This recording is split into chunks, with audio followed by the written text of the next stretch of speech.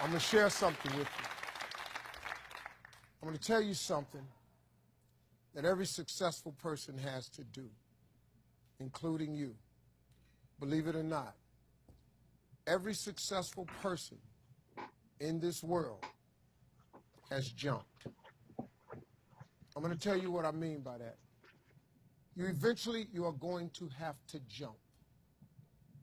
You cannot just exist in this life. You have got to try to live.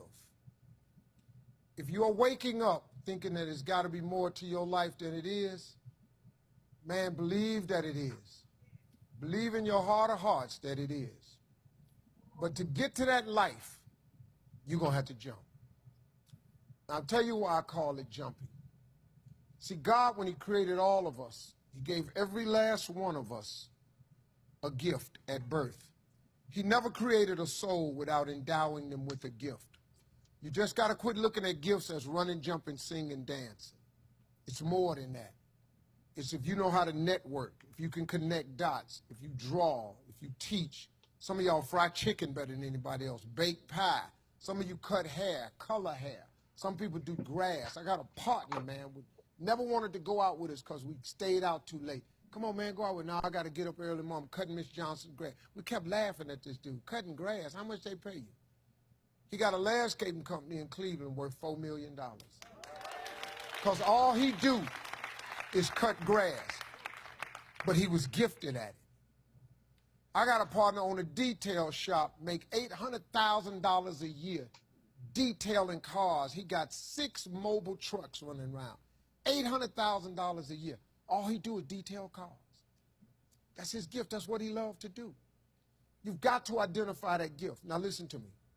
When you see people in life, when you're standing on the cliff of life and you see people soaring by, when you see people soaring, going to exotic places, you hear about them doing wonderful things. Maybe you look up the street and your neighbor just gets a car every year, every 2 years. You know, how is he doing that?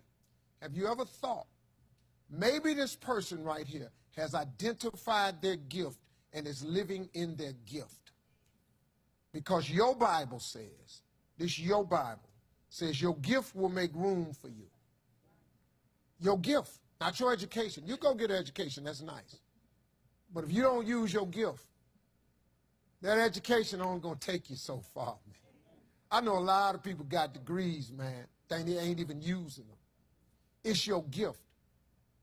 But the only way for you to soar is you got to jump. You got to take that gift that's packed away on your back. You got to jump off that cliff and pull that cord. That gift opens up and provides the soar. If you don't ever use it, you're going to just go to work. And if you're getting up going to work on a job every day that you hate going to, that ain't living, man. You just existed. At one point in time, you ought to see what living's like. But the only way to see what living like, you got to jump. And here's the problem. Let me just be real with you. When you first jump, let me tell you something. Your parachute will not open right away. I'm sorry. I wish I could tell you it did, but it don't. When you jump, it's not going to open right away. You're going to hit them rocks. You're going to get some skin tore off on them cliffs. You're going to get all your clothes tore off. You're going to get some cuts on you. You're going to be bleeding pretty bad. But eventually, the parachute has to open. That is a promise of God. That ain't a theory, that's a promise. His promises is true, because listen to me. You cannot name one single thing God has not gotten you through. Name it. And if he ain't got you through it, he currently pulling you through it right now. And the living proof of it is you sitting in here. If he hadn't got you through it, you wouldn't even be here. So if he ain't never not got you through it, why would he not let your parachute open? It has to open, man. But you got to jump, though. Now, here's another thing. You can play it safe and deal without the cuts and the tears. And you can stand on that cliff of life forever safe.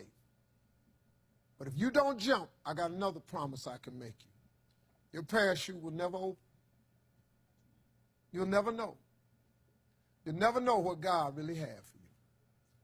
See, your God has a wonderful life for you. Once again, I'm going to refer to your Bible. Now, you go down there, you memorize these scriptures, you don't apply them to yourself. Your Bible says that he comes to give you life and give you life more abundantly. If I were you, I would jump. Because that's the only way to get to that abundant life.